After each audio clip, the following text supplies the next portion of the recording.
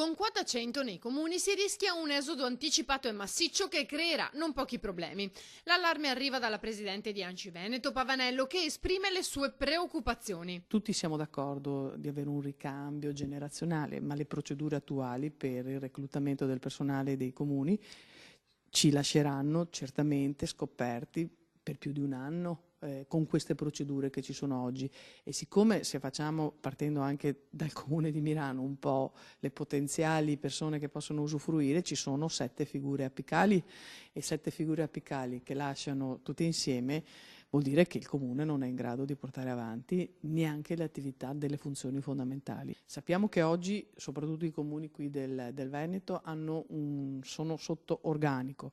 L'età media è di 56 anni, più si unisce questo provvedimento, cioè non siamo proprio in grado di... Non è che possiamo prendere del personale a tempo determinato, lavoro interinale, no, non è possibile per tutta una serie di regole che si sovrappongono e quindi non siamo in grado di erogare i servizi. Quindi veramente spero che venga accolto l'appello dei comuni.